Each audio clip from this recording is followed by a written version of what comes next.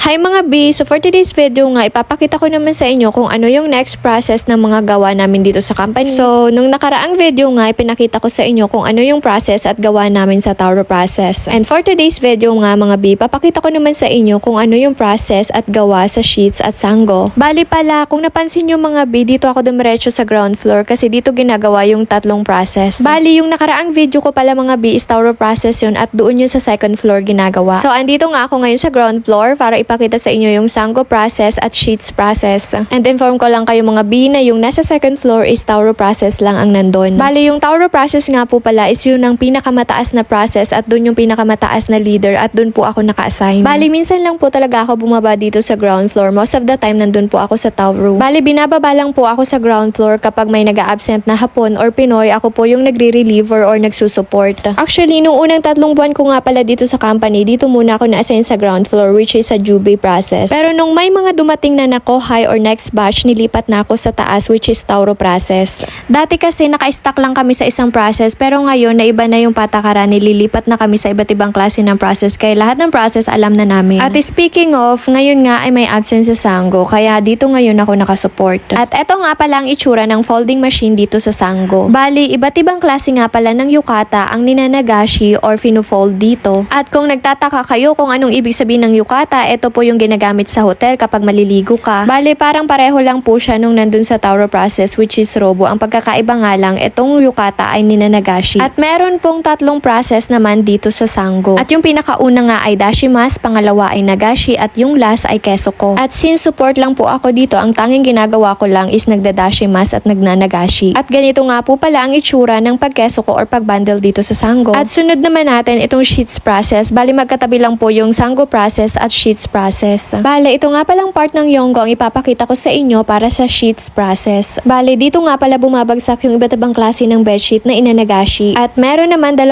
process ang sheets or shitsu. Bali, almost same lang din. Yung unang process is nagashi at yung pangalawang process is kesoko which is bundle. Bali, medyo po nakakapagod dito sa Yonggo kasi more on baltakan talaga dito ng mga sheets. Kaya dapat maingat ka sa pagbalta kasi baka ma-dislocate yung kamay mo. Pero kung sanay ka na talaga sa mabibigat na trabaho at sanay ka na dito sa ganitong process, hindi ka na talaga mahihirapan. Bale, ito nga po pala ang itsura ng kesokohan dito sa sheets. Bale, dito na nga pala kinikeso ko or binabundle yung mga tapos ng inagashi sa folding machine kanina. Bale, isa-separate mo pala yung iba't ibang klase ng sheets at ilalagay mo sa kanya-kanyang lalagyan. At kung napansin nyo, halos pare-pareho lang yung mga process, iba-iba nga lang yung mga gawa. Kaya naman, hindi naman kami masyadong nahirapan nung training kami sa ibang process kasi halos pareho lang. At pagkatapos nga ay ini-encode na lahat ng mga nakeso ko. At dito nga pala nagtatapos ang sango at sheets process. At abangan nyo pala sa next video ko yung susunod na process. Hanggang dito na lang. Bye!